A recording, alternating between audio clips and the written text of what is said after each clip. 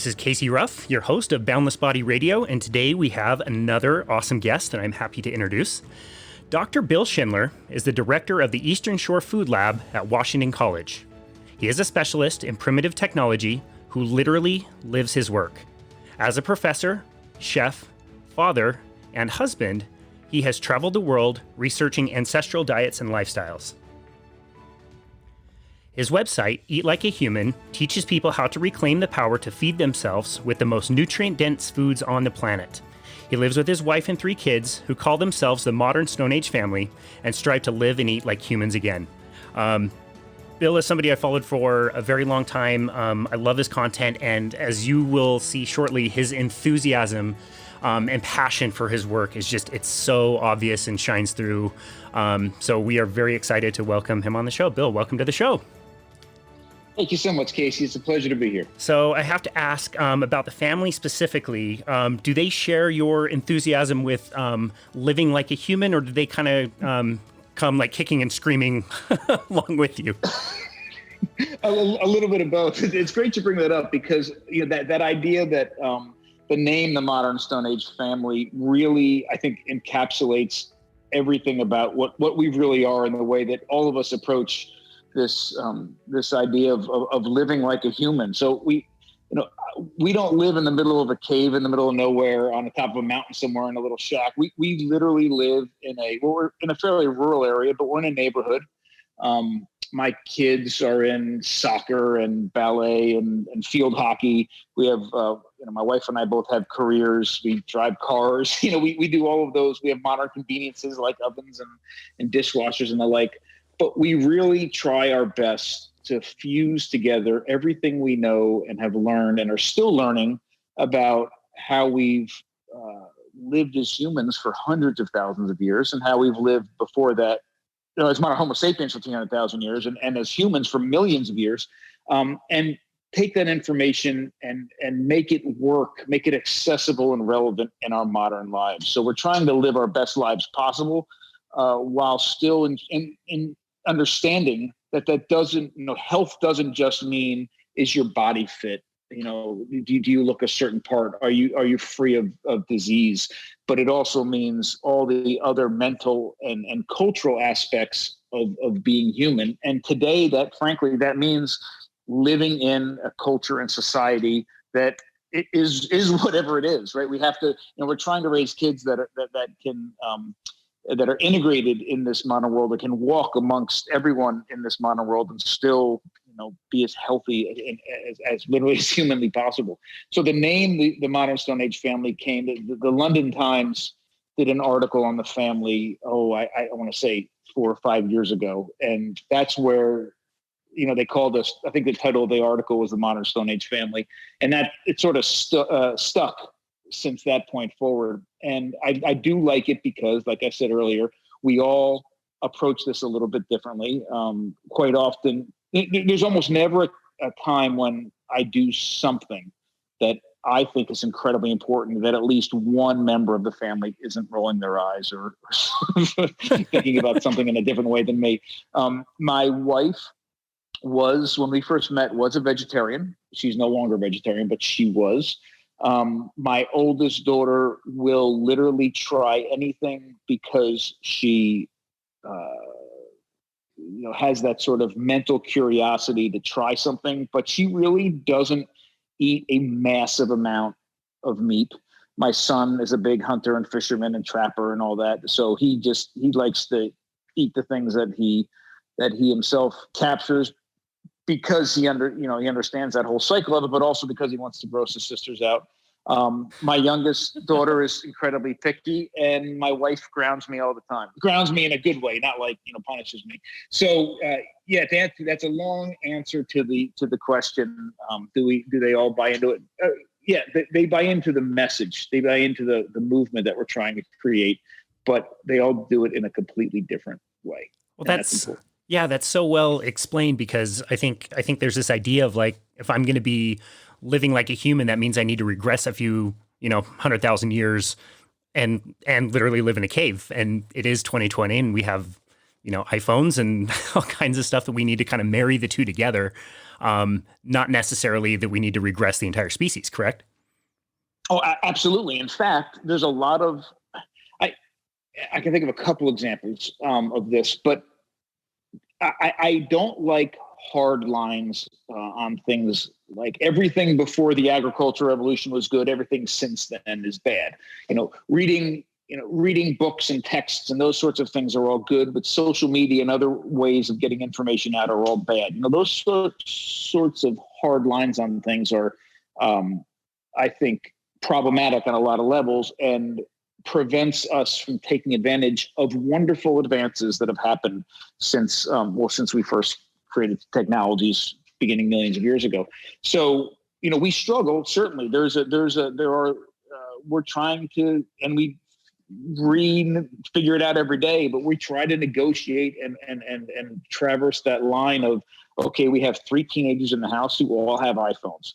What do we do with time limits and what things are they allowed to do? What things aren't they allowed to do? What should they figure out on their own? What should we, make sure, definite not things to take advantage of, but to say that to prevent them, in my mind, from having access to some incredible information at a moment's notice would be doing a disservice. And it's the same, when we think about diets, there's a lot of people in the ancestral diet community that have this, black and white idea of 15,000 years ago. Everything before it was good, right?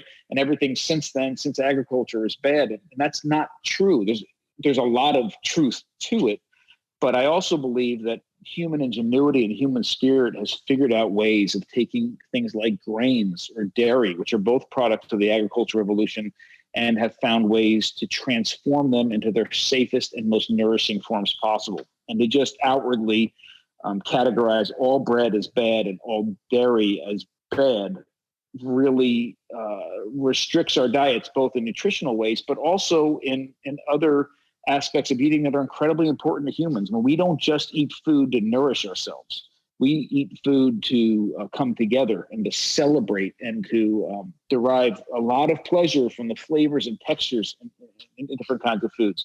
So, again, I really think it's worth diving deep, having these mental exercises where we dive deep into trying to understand things really for what they are. So, it needs, in order for it to work in our modern lives, the solutions that we come up with on an individual basis, on a family-wise basis, on a community level basis, whatever, need to be relevant, accessible, and meaningful.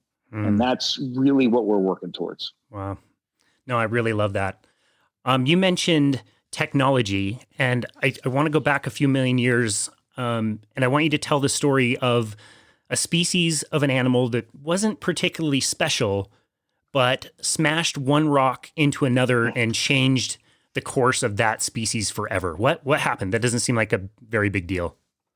Well, I love the way you said that, because a species that wasn't that successful, and I'm sure what you're referring to is our own ancestors, and we weren't that special. In fact, one thing that's hard for people to really wrap their brains around, but really is the cornerstone of a lot of the work that I'm doing, is that we still aren't that special. There's so many things that we take for granted about ourselves that isn't true, and it really plays out when you think about our ancestors. So, to paint the picture, a little bit of prehistoric and ancestral background about, obviously we're all derived from, we're all primates, all humans are primates. And about somewhere between 5 and 7 million years ago, and nobody really knows why, we became fully bipedal. In other words, we realized that, our anatomy had changed such that it was more comfortable for us to walk completely upright on 2 legs than either on 4 or something in between. And so we're completely bipedal about 5 to 7 million years ago. We were still living even though we were walking on the ground, we were still living in trees at night for protection. And we were really, really small compared to modern day humans. So we, full grown adult was about 3.5 feet tall. Our brains were about the size of our fist. So that translates into really low nutritional requirements. And if you strip us completely from our technology that we have today, I mean, every single technology we have, from the space shuttle down to a simple knife, all of it's gone. And we shrunk our bodies down to that size. and we were supposed to feed ourselves using just our fingers and our nails and whatever muscles we had in our teeth, you can imagine that we'd be really restricted in the amount and the type of food that we could have access to. And if you think about what they were eating at that time, it was a limited amount of wild plants and some insects. That's all we're really eating. The insects of the wild plant insect, diet, the insects were incredibly nutritious compared to the leafy greens and whatever fruits they had access to. There was another problem too. And the other problem is that all plants, even the domesticated ones, have toxins in them, right? And we can hopefully in a little while talk more about why that's the case, but it's especially true with wild plants. Some of these toxins aren't a very big deal. Some of them will build up in our bodies over time. Some of us would make us sick or kill us outright with one bite. But all plants have some level of toxins in them. So it isn't just that, hey, they were eating plants and, fruits and vegetables and it's like a big salad bowl out in the savannah for them. There were only limited ones they could eat. And out of those limited ones they could eat safely, they couldn't eat massive quantities of certain ones of them because they'd make themselves sick. So of that diet, the insects by far were the most nutrient dense and bioavailable aspect of their diets. So you can imagine these ancestors running around on the savannah, and every now and then, and more than every now and then, they would witness out on the savannah a massive predator, the ancestors to our modern day things like lions, for example, taking down other animals, ripping them, which they are biologically designed to do, ripping them apart with their canines, diving on into the inside of this animal, gorging themselves on the blood, the fat, and the organs, and maybe a little bit of the meat. Then they would go off and to digest this incredible meal. And that would leave some time for things like the ancestors to modern day buzzards and the ancestors to modern day hyenas and those sorts of animals that are physically equipped to scavenge. They would run in and pick flesh off and other things that were left on the carcass.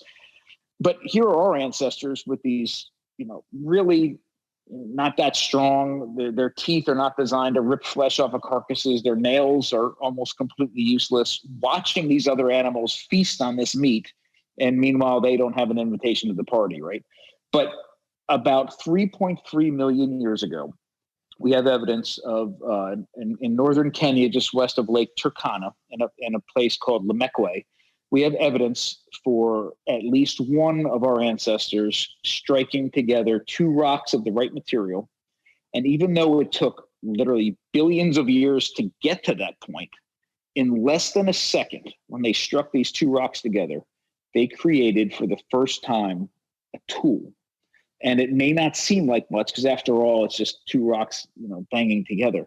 But what happened in that moment was transformative and laid the groundwork for every single technology our ancestors and ourselves created and continue to create in the world. And what they did when they struck these two rocks together is they produced a flake. And the resulting flake, and in this case is about the size of our hand, had a razor sharp edge almost all the way around the outside that was not only sharp, but incredibly durable. And with this knife, they overcame for their first time ever their own physical limitations and could interact with the outside world in entirely new ways. And in this case, that meant they could now join that party. And they did. We have evidence of it almost exactly the same time of butchered animal remains where, our human or our Australopithecine ancestors were running in after a predator had killed an animal, gorged itself on the inside, and they were hacking off huge pieces of meat that they could bring back to their families or clans, whatever, share with people that couldn't be out there, share with the elderly or the sick or the young. And it was the first time ever our ancestors, again, overcame their physical limitations and could access a nutrient from their environment. And in this case, an incredible nutrient that they otherwise wouldn't have access to. Wow, that's so interesting. So this is, I think, an overlooked point that, if you're a human and you don't get your first choice, you have to run in after some of these other animals have eaten their fill. and you get whatever's left, I'm guessing there's a difference in the quality of what you can choose if you're the one that gets the first choice. Is that safe to say?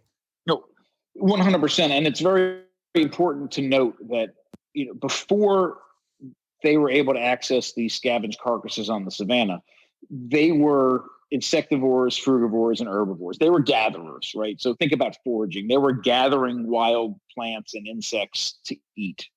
When they created this tool and now had access to meat, they weren't hunters. They didn't become hunter-gatherers. They became scavenger gatherers, which is a huge difference from hunter-gatherers. So at this moment, we'll say for this conversation, about 3.5 million years ago, they created a tool, could go out, and what they accessed from those carcasses on the savanna was the meat that was left over from after a predator made a kill and ate everything it wanted. So we had the leftovers.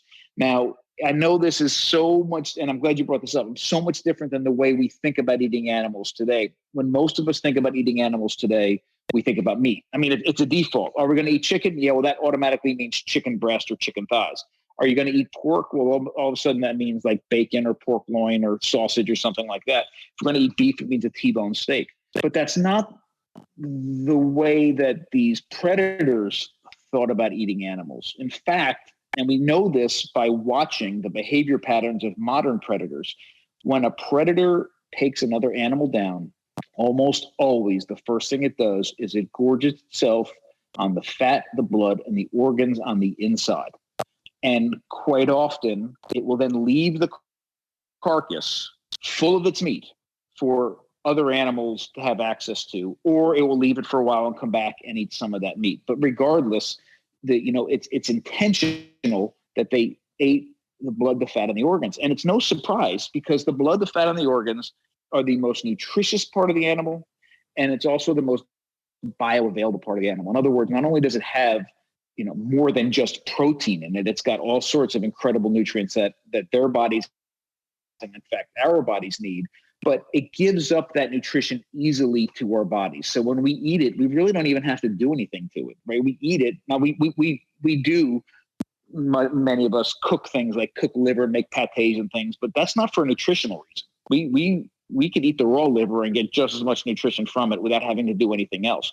So that's what's happening at 3.5 million years ago. That's what our ancestors didn't all of a sudden have access to the entire animal. They had access to what was left over after the animal that killed that animal got to feast on it.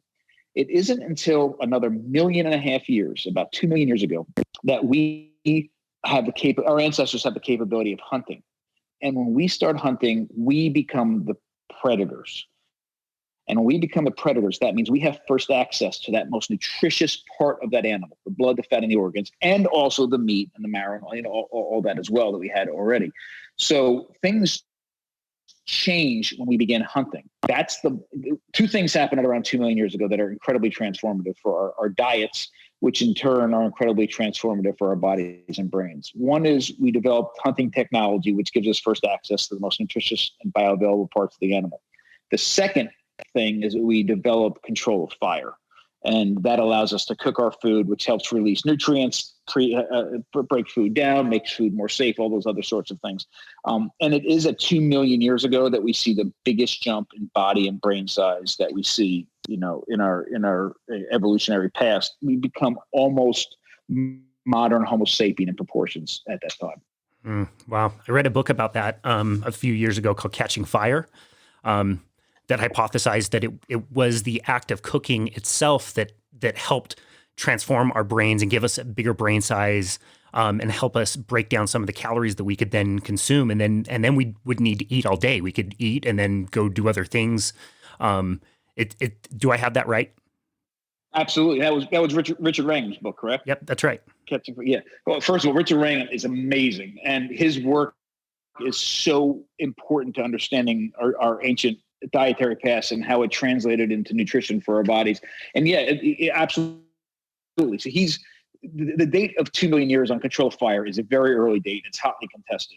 Richard Wrangham, myself, and some other people believe in that early date. I wholeheartedly believe in it. But what he's suggesting, and I agree with this as well, is that control of fire, especially with regards to meat, allows that meat to release more nutrition. But also with plants, plants we're not put on this earth to feed us. Plants are on this earth to do one thing, like every other animal, to reproduce viable offspring so they can continue the species. And what we need to understand is, and one reason why I always pair a sentence that says nutrient density with the comment bioavailability with it is because both of those things are important to ensuring that we actually are getting the nutrients we need from our food. Just because a food is dense with nutrients doesn't mean that our bodies, with our incredibly inefficient digestive tracts, have complete access to all the nutrients inside, especially when it comes to plants. Plants' nutrients, many of them are not only come with a whole bunch of toxins we have to negotiate and deal with and all this, but they're trapped within incredibly tough cell walls that our digestive tracts are not built to break down and get through.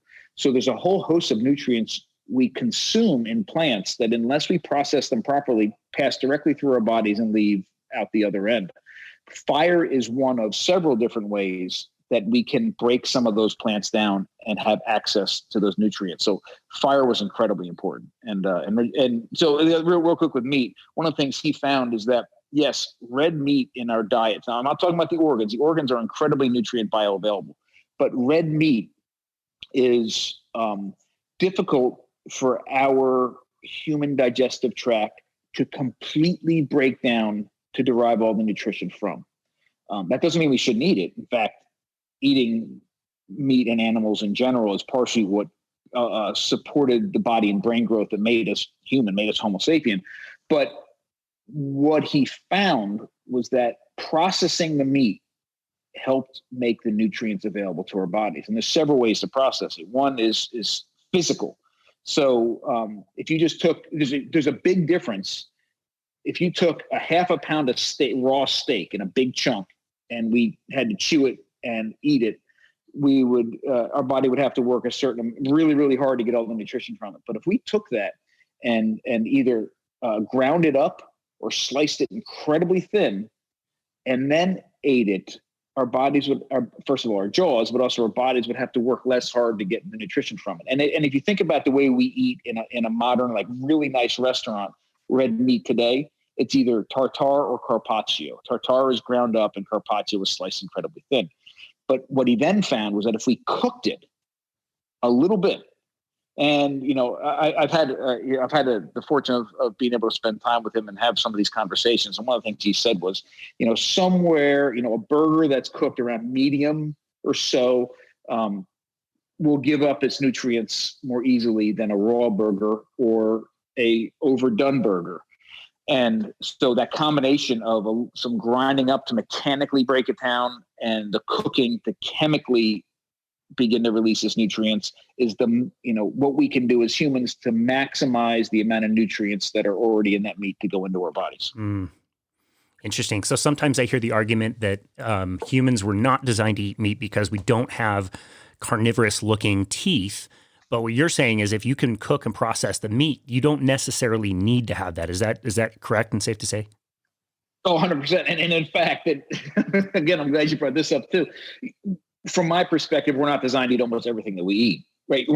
Most of the people that make the argument that we're not as humans designed to eat meat because we don't have canines to rip, them apart or whatever, are the same people who are eating massive amounts of bread. And my, because it's usually coming from a vegan or vegetarian standpoint. And my response is, well, you definitely aren't designed to plant, harvest, dry, store, grind, ferment, and bake a loaf of bread inside of our bodies. Like we can't. So, the answer to that statement is no, we don't have canines designed to rip flesh off of carcasses on the African savanna, but we haven't needed them for 3.5 million years because in less than a second, we can make a stone tool that's sharper than even, the most meat-eating predator on the planet.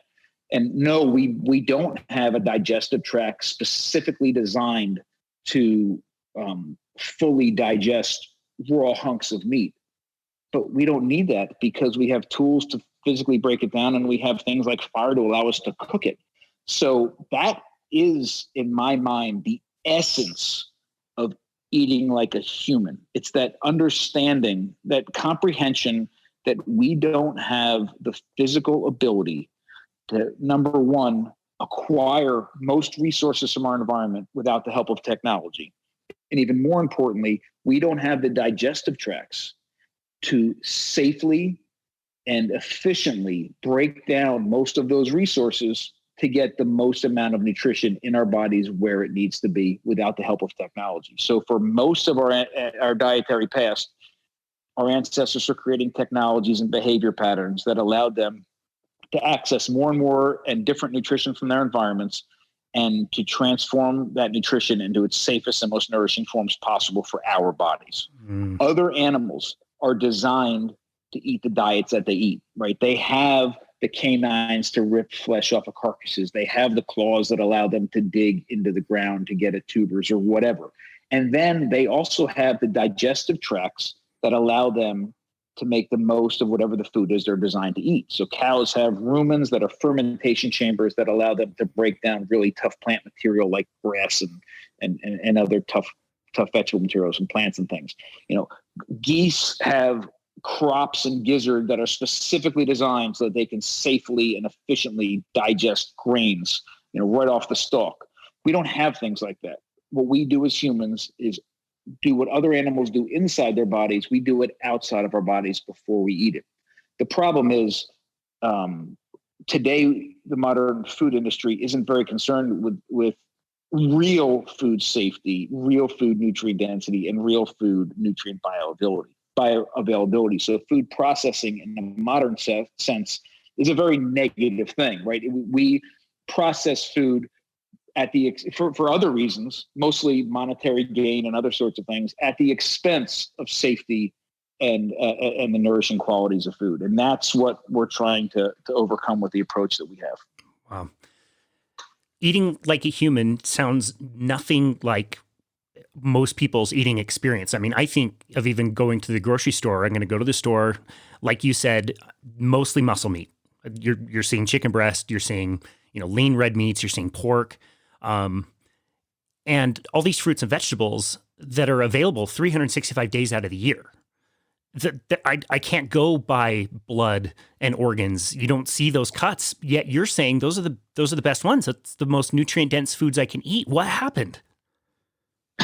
A lot's happened, and it's really fascinating to really historically look at what has occurred to create what we see in the American grocery, really the modern grocery store shelves today. And there's a lot of different things, and I can give you a few examples in just a second. But what I will say is that the changing items on the American grocery store shelf are the fact that they're changing and what they are is incredibly powerful, I think, in a very negative way. But one thing we have to remember is that it not only represents what food we have access to, very, very easy access to, but it also represents how we think about food and what is real food, right? Because I know that a lot of people will listen to dietitians and doctors and nutritionists and the USDA and everybody else to figure out what their diet should be. But really, one of the most powerful influencers on how we think about food and what is food, and make that sort of decision about what is food and what isn't food, is by what we see in the grocery store, right? So if it's in the grocery store, by default, we probably think it's food. And if it's not, we probably think, well, it's not food. And that's a real issue when it comes to animals, because in terms of animals, almost the only thing we see in the grocery store is the meat.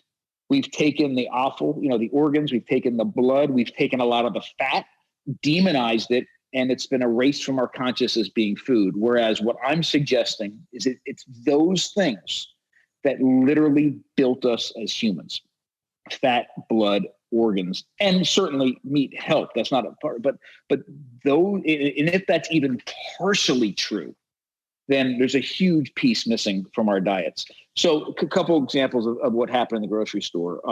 Again, there's a lot of different factors, but here's one that was really spelled out. Anne Valisis wrote a book called Kitchen Literacy. It's a fantastic book.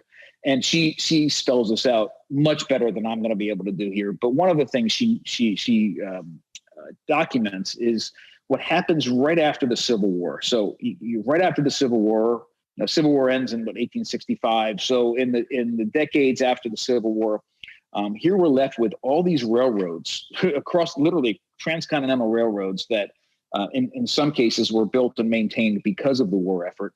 We have this ability to ship food across the country. And at the same time, we start having the beginnings of what we now know as concentrated animal feedlot operations popping up in certain areas of the country, areas that you would recognize like Chicago or Omaha or St. Louis, areas that are still known for their meat production.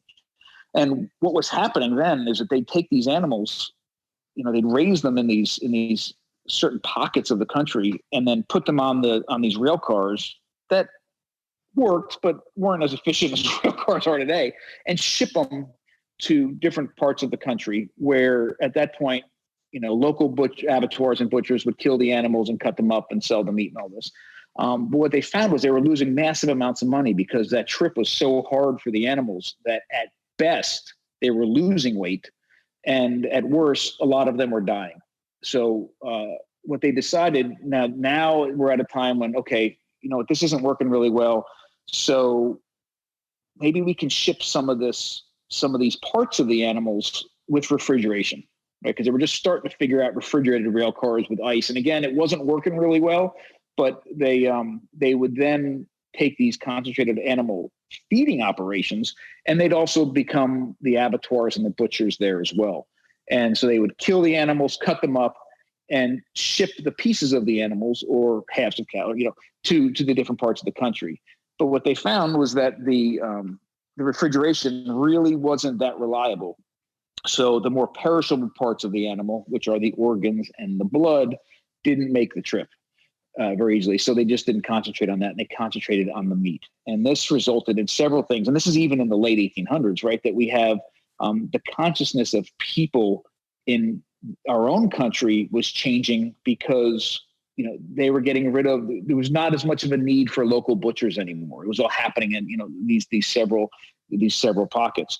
The livers weren't making it on the rail car, so their perception of what the proper part of an animal to eat is just the meat. And then at the same time, you have a bunch of immigrants coming in from different parts of the world with these incredible traditional foodways that always included organs and the other parts of the animal. And they're coming in, and all of a sudden they're coming into a situation where the richer people in these areas, the people that they're trying to emulate, are not eating any of these foods. They're only eating the most choice, what they consider the most choice cuts of meat. So at the same time those things are disappearing from our conscience, there's a sort of purposeful attempt to show status and even raise in status by concentrating on certain cuts of meat. Oh my gosh, it's the old world. It's the old way of eating, with all these other organs, and we should be eating the same kind of thing that the guy at the top of the hill is eating. So this is, again, just a few examples, but a lot of these things are happening over time and over time. And now we're at the situation we are now, where if you want to eat an animal, all of a sudden, whether it's on a menu or in a selection in the grocery store, it's almost exclusively meat. So are you trying to tell me that my breakfast cereal that says that it's heart healthy and as part of this complete breakfast is not the healthiest food I can be eating, and they told me that so they could make a buck? Yeah, absolutely. I am blown away. As true as I do. Oh man, I am blown away. Tell me, what are some recommendations you have for people around eating? Because like we established earlier, we don't live in caves. We are farther removed from real animals. I mean, I eat a very highly carnivorous diet, but I'm also a hypocrite because I'm not the one out there hunting. I'm not killing the animal. I'm not processing the animal myself. What things do you recommend for people like me who want to eat a more nutrient-dense diet, and how to reconcile that with our modern lives? That's great. I'll tell you, the one hypocrite is a strong word because I don't think anybody, hypocrite to me um, conveys a message of intentionality, like the idea that somebody is saying this and doing this, almost knowing that there's this dichotomy between the two different things. I think it's a little bit strong. I think it's more there's something else out there, and the best thing we can do is make every effort possible to educate and empower ourselves to make the best decisions on a nutritional level, on a sustainability level, and also on an ethical level. And I talk about animals a lot because I think this is really the frontier and the place that we're at. There's never before in my mind been such a raging debate between vegans and vegetarians and carnivores and keto and all the other things that are out there. I mean, it's almost like there's this huge divide. And these are my recommendations. The first one is, and this is going to sound strange talking on a podcast where I'm scouting out all this nutritional information, I'm going to say the first thing is to not listen to anybody but yourself, right? And I know, but bear with me for a second. One of the things I tell my students at Washington College all the time is that there is no transfer of information possible without the attachment of bias. There's always bias. I don't care if it's information that you're reading, if it's a lecture, if it's a documentary, if it's a book, there's inherently bias in everything we do. And that's okay, as long as we recognize it. There always is. And there certainly is, even with what I'm saying here. I have a certain agenda. There's certain things that I think are incredibly important. And I'm going to say things in a way that will help justify my place or my take on these things. So first of all, understand there's always bias in everything. The bias that I have is because I have very strong feelings about nutrition and sustainability and ethical treatment of animals and the environment, all those other sorts of things. So perhaps you could make the argument that somebody coming from that perspective maybe has a little more credibility than most of the nutritional advice that we get that are coming from people who are just trying to make money. And if you trace back where that nutritional advice originally stems from, it's usually coming from something supported by a major food producer, right? So I'm going to go out on a limb here and try to make a correlation that's going to sound really, really weird. But if everybody bears with me for a second, I think I can come around and it'll make a little bit of sense. I don't believe I don't believe the root of the question we should be asking is, what should we eat? I mean, it's a question we all eat. It's a question I've been trying to answer my entire life. It's the question that we try to answer when we pick up a diet book or we go to a nutritionist or look for the USDA for advice or whatever. It's what should I eat? I just want to be healthy. What should I eat? And from my perspective, it's a question we don't need to ask. It's the wrong question, right? No other animal on the planet asks that question, what should I eat? But we as humans spend a lot of time and a lot of money hiring professionals to tell us how to eat. But at the same time, we remain the most sick, or the sickest species on the planet because of how we eat. And I like to say the only other species on the planet that are even close to as sick as us because of how they eat are our pets or our domesticated animals. And that's because we're screwing their diets up as well. Right. We're the ones feeding them. And we're the ones feeding them and trying to make these, very high-end scientific decisions about how they should eat. But meanwhile, all the wild animals all of them are eating the diets they're supposed to be eating without having to ask that question. And here is why I think we don't need to ask that question, but we should be asking a different question.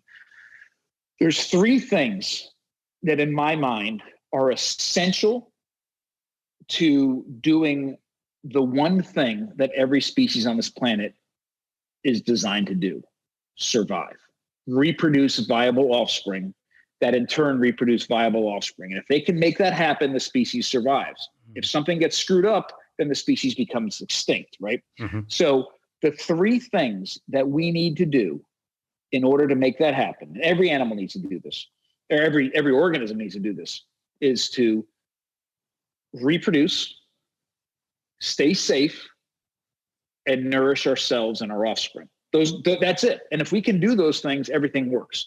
So in my mind, if you think about the experiences in your life that elicit the most amount of emotional and physical responses in our bodies, right? Flood of emotions, truly sensual experiences where literally every sense that you have, sight, hearing, touch, all those things are heightened and at their most.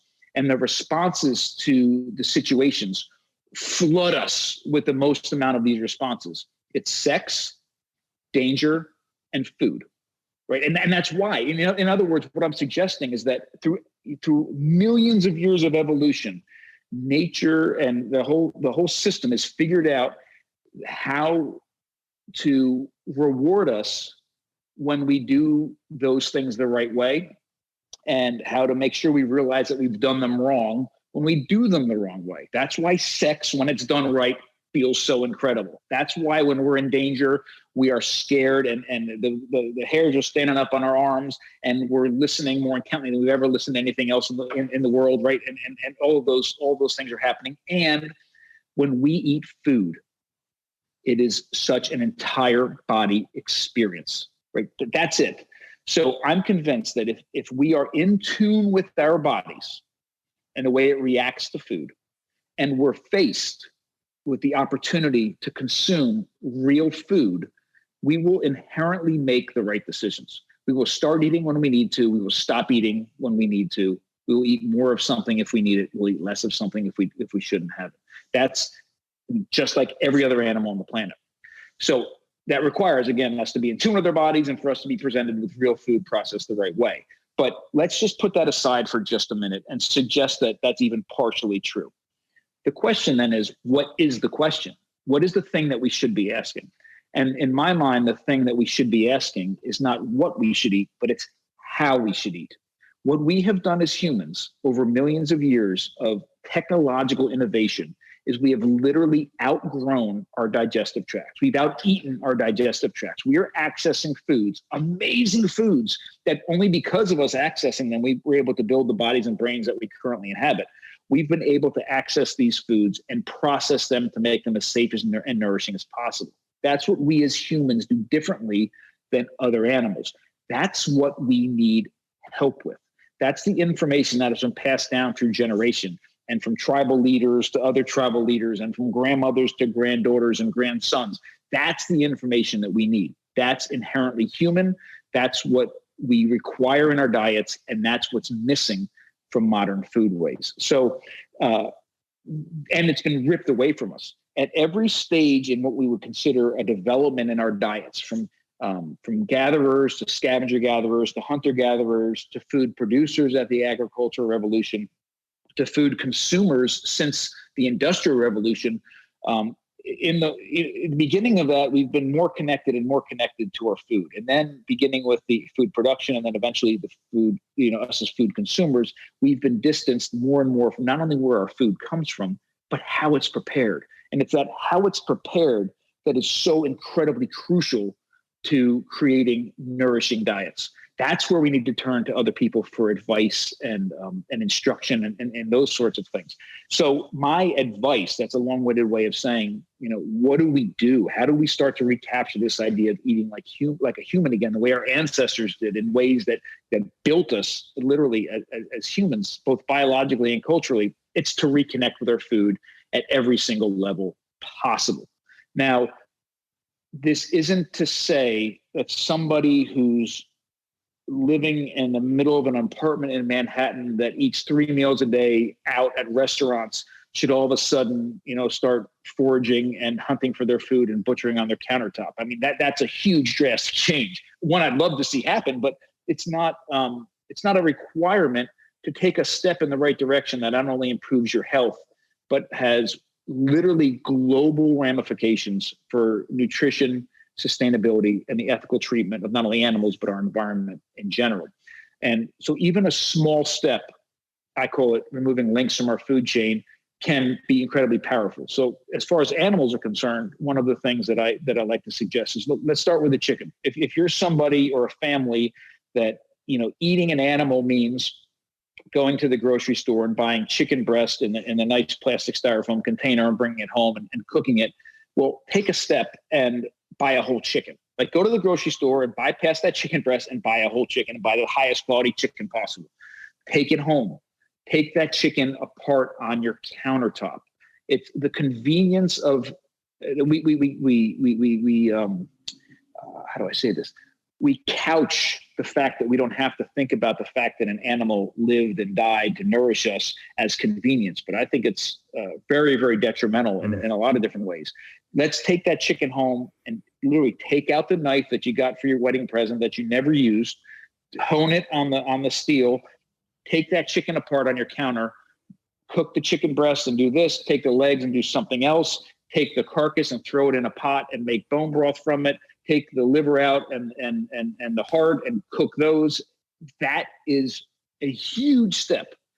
If you already buy a whole chicken from the grocery store, then go to the farmer's market, or better yet, the farm, and actually meet the farmer that raised them. And even better than that, let the farmer meet your kids who are with you. Have that link between you and where your food comes from be direct. And the cool thing is with a food, that to me, that's the safest food system possible, where the person who's raising that animal and making decisions about the quality of the life of that animal realizes that those decisions impact the person whose face that they met.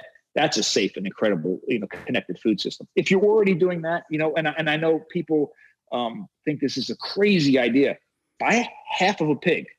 Like, I can get a half a pig at my local butcher from a local pig for $135. It will feed my family for more than a month. And we make everything from all of our sausage to bacon to hams to pork rinds, render the lard, all of it. So it is what's the word I'm looking for? It's an incredibly economic way of doing things and a great way to support local butchers, abattoirs, and farmers. But it also allows everybody in your house to realize where the parts that they're eating actually come from, and correlate in their heads that an animal walked on this earth, ate, lived, died, and then became whatever it is on their plate that's going ahead and nourishing them. And these are powerful, powerful things that are missing from our modern grocery stores and our modern kitchens and our modern dining tables. And then, if you do all those things, go fishing, go hunting. You don't have to go hunting for all of your food, but go out. Even if you don't want to pick up a gun or a bow, go with somebody that you trust, that's safe, that does these things. Spend a day out in the field and watch what that process really means in the hands of somebody that's skilled and ethical. It'll completely transform the way you think about these things. Wow. You mentioned some really powerful feelings. I think gratitude would be pretty close to the top of the list of what you would gain from realizing this was a life. Something has to die if I have to eat anything. Let's honor this animal. Let's honor this life, whatever it was. 100%. I've sat at people's tables where they've put massive amounts of meat out on the table. I mean, in the form of hamburgers and hot dogs and sausage and brisket and bacon and all these, literally hundreds of animals, pieces from hundreds of animals have been taken apart and put back together to feed the family, or to feed this particular table. I'm not talking about anybody in my family, but I mean, I've sat at tables like this, which is fine. But then somebody, usually me, brings up something about a farm or an animal, and all of a sudden the reaction at the table is one of disgust and whoa, no, we're not going to talk about that. Let us just enjoy our meal without thinking about that. But meanwhile, in our house, the way that we approach it, and again, we do a lot of hunting and things in our house as well, but and quite often the meat on the table is something that me or my son has harvested. But it's not uncommon for us to sit there at the table and, we're eating some venison that, Billy, my son, maybe shot the year before. And he's like, Dad, remember that deer? Remember that night? And that deer was doing this, and then this happened, and then this happened, and this happened. And remember how that deer ran across the field? That's not irresponsible. That's not rash. That's not disgusting. That's beautiful. That's part of it. My son just remembered that animal was literally running across the field. He also remembered that he was the one responsible for ending that animal's life, but he also remembers that he did everything he could to make the most of that animal, and our family is being nourished that very moment because of all of those actions. That is a beautiful a beautiful way to approach eating animals in my mind. Wow. Beautiful. That is a really good word to describe that. Let's take a quick break, and I've got a few more questions for you before we close this out.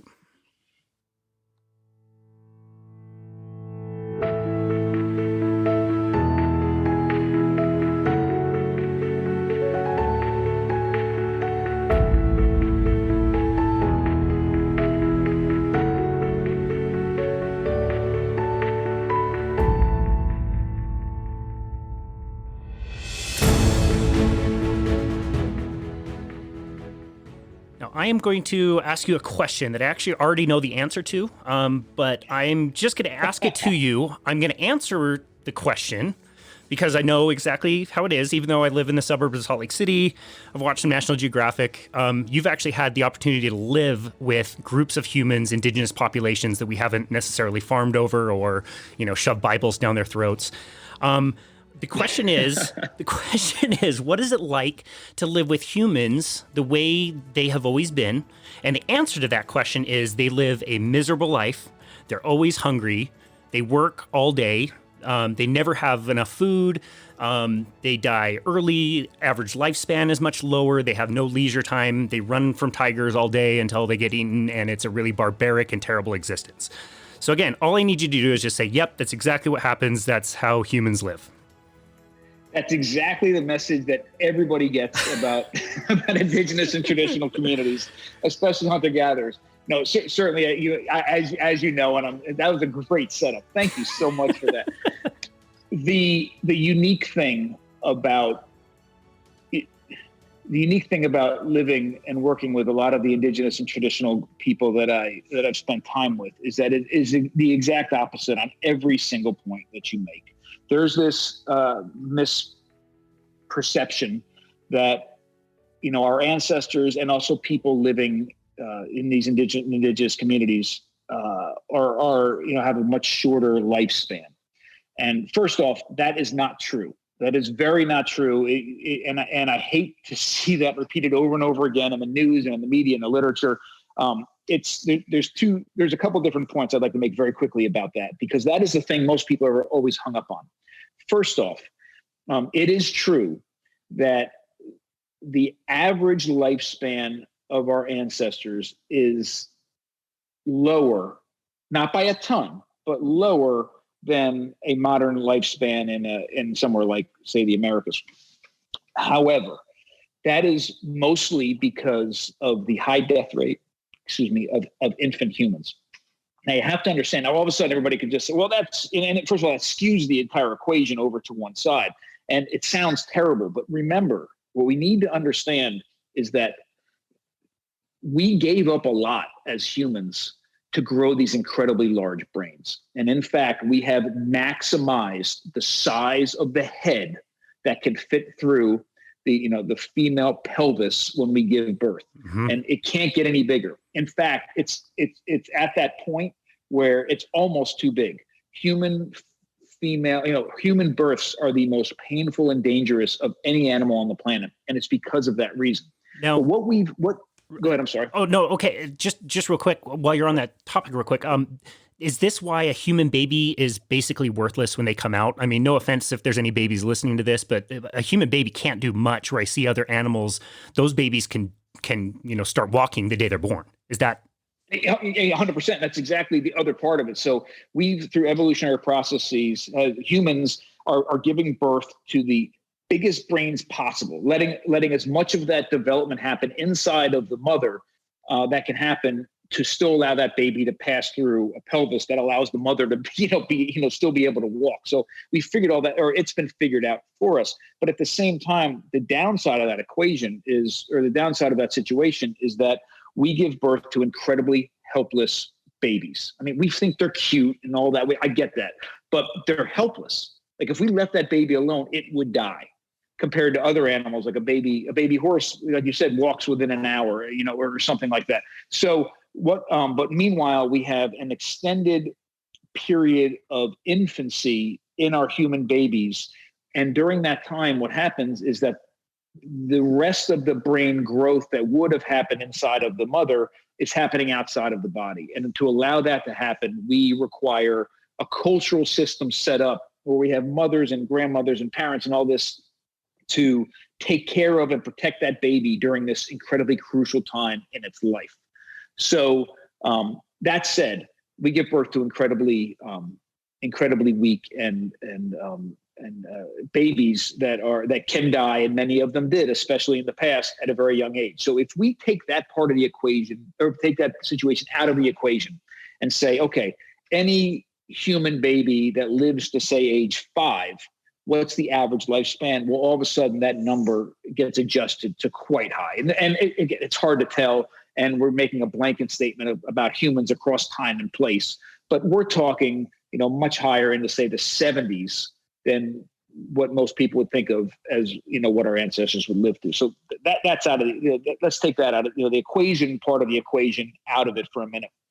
Another thing that I really think we need to come to terms with is are we living longer today as modern, say, Americans, or are we dying longer? What is the quality of life during the last 10, 20, sometimes 30 years for a lot of, modern Americans? What is it like when they're 60 or 70 or 80? Is it life? Is it living? Or are they just alive?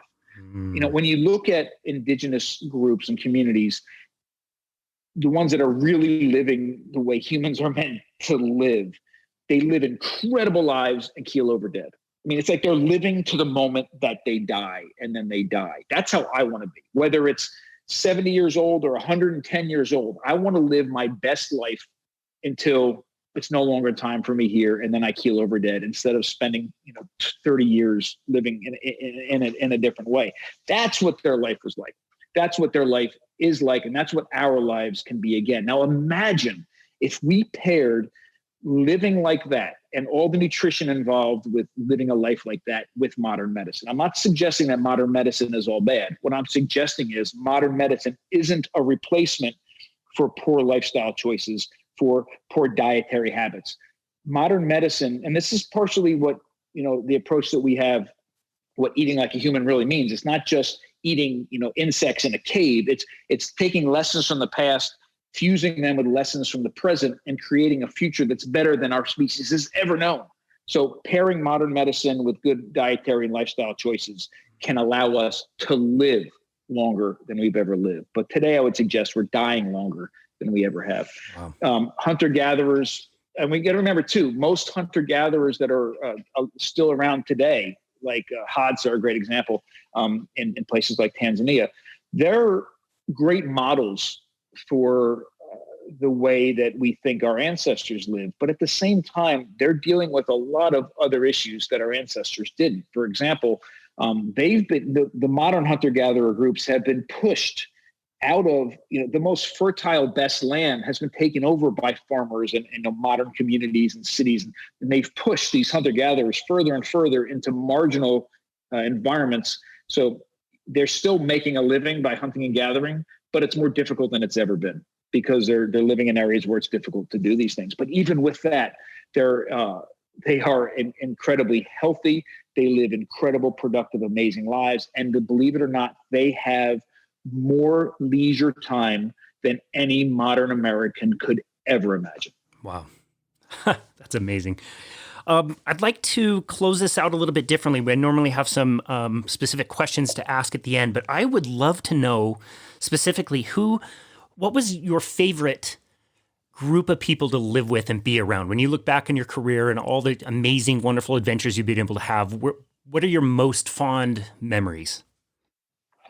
There's a ton, and I really hope I'm able to continue to, when the world opens up again, to continue to have these experiences and meet such amazing groups and people, because in fact, it's just been that incredibly rewarding that I hope it isn't just always talking about the past, it's talking about the future people I get to meet. But I'll say this, there has never been a group of people that me and my family have spent time with that we didn't walk away feeling, just incredibly connected and so thankful for the opportunity to spend time with these people. And in fact, thankfully, due to social media, we're in direct access with most of them still. And I mean, from the most remote group you could ever imagine.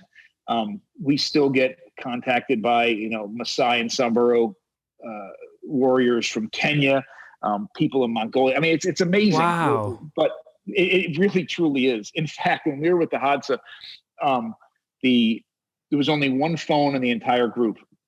And you would think, in being in such a remote area, the issue would be a signal, but it wasn't. They actually had a fine signal. The problem was batteries. They had no electricity or anything like this. So it's really funny. This kid, the chief's son, had a phone, and the only two things that they bought from the modern world was ground up maize to make a dish called ugali, and which didn't comprise much of their diet, but they did buy some maize or corn and marijuana. The two things that they bought, and everything else they hunted and gathered for themselves. But once a month, once every 2 months, somebody would take the incredibly long trip to town to get, which was by car, a 7-hour ride. So I can only imagine how long it took them to get there. Wow. But he charged his phone, and you would get a slew of messages from this guy for like a day and a half, and then boom, nothing for 6 weeks because he had no power. It was fascinating. But anyhow, to more directly answer your question, everybody's been fantastic, and I don't mean that to be a throwaway answer. It's just that it's more to relay the understanding that humans are just absolutely incredible. When we take away the BS and the politics and all the rest of it, when you get down to just the root of being human and people that are living in that world, they're just incredible. But I will say, the group of people that I really, how do I say this without devaluing others? I was amazed with the Mongolian herders out of the Mongolian steppe. There wasn't a moment that I turned around and wasn't fascinated by their skill set and the way that they adapted in the midst, in some cases, of hardly any resources. What the way that they butchered animals like yaks, the way that they, in seconds, we were in a situation, we needed I don't know much about horses, but we needed a bridle or, thing to go over the horse's head for, and to hold it and like gallop away sort of thing for this horse. And we were out in the middle of nowhere with these camel herders, and this guy looks at his wife, and they kind of had this twinkle in their eye, and they walked away and brought back this bag of camel hair. It was huge. It was like a 55-gallon drum size bag of camel hair. Wow. And I watched in less than 10 minutes, this guy and his wife, they stood opposite one another, were feeding this camel hair out of the bag to one another. She was twisting it. He was braiding it and knotting it. And I mean, it looked like a magic show. In 10 minutes, it felt like 10 minutes. I don't know exactly how long it was. He hands over to me this thing that fit directly on the horse's head perfectly. And I literally jumped on and rode away. It was fascinating. Wow. The way that they butchered animals and made use of resources. And it was just amazing. And I really valued every group I've ever spent time with that either hunts or raises and kills and butchers their animals, highly prize the organs over the meat, just like our ancestors started doing around 2 million years ago. But perhaps that was most evident in Mongolia. Wow. That's so interesting.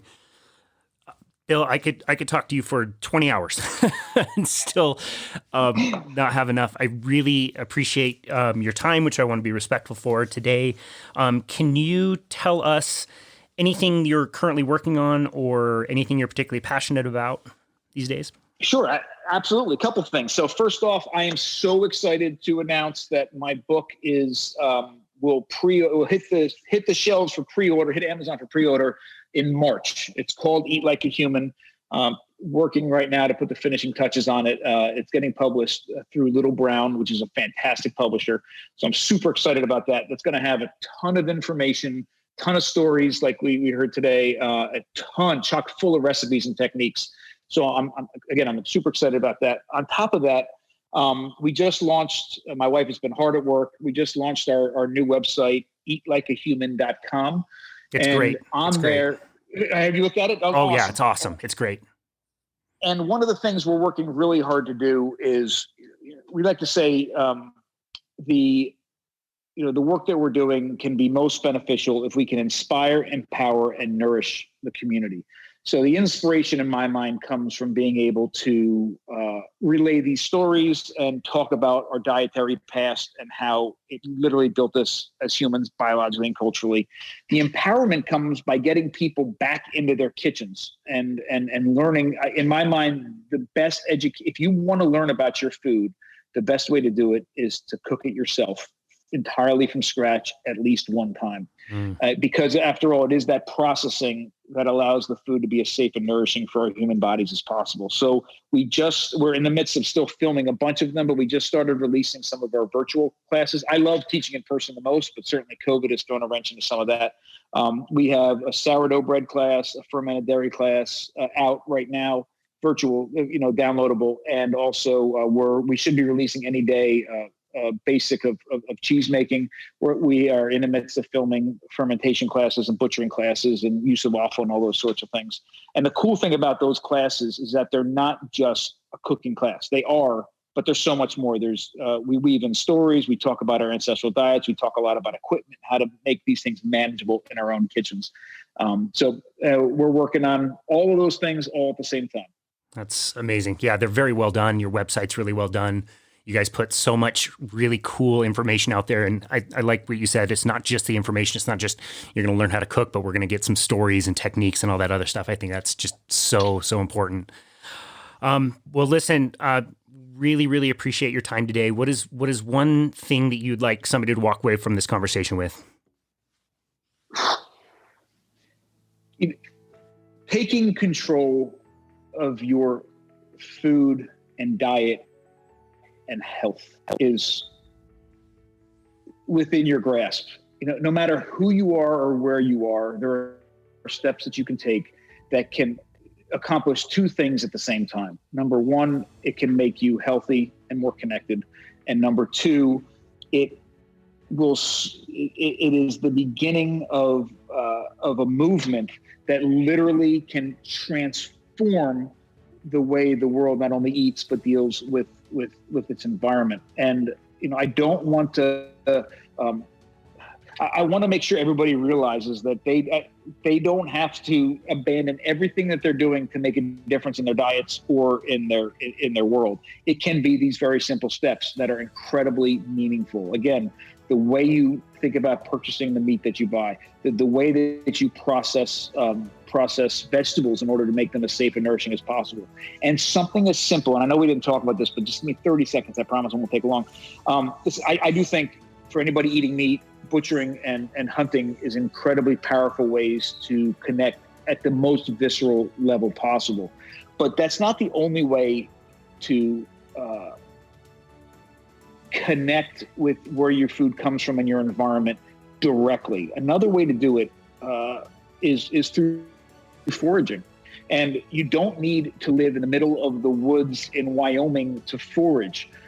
My favorite foraging classes that I teach are in the middle of Washington, D.C., and we even forage on a lawn of the Capitol, right? Because I want to show people that on the most manicured lawn in the world, there is some of the food that is the most nutritious food possible is sitting there. Nutritious plants possible is still even in those lawns. It's not just a bunch of grass. And so this is something that no matter where you live is an incredible way to connect with your environment, eat hyper seasonally, and access free food for you and your family. That's amazing. It's so approachable and simple, and anybody can start with where they are and what they're doing currently. And like you said, just take a simple step. Take one step to get a little bit closer to your food, wherever you are on the spectrum, and to appreciate food more and see your health improve because of that. I think it's so empowering and inspiring. Dr. Bill Schindler, this has been amazing. I really appreciate your time. Thank you so much for appearing on our show and for the content. And we will link to your website on the show notes, and I would just strongly encourage our listeners to go over and check out some of your work because it is incredible. So thank you very, very much. Awesome. Thank you so much. All right, take care. This is Casey Ruff. This has been another episode of Boundless Body Radio. We'll talk to you soon.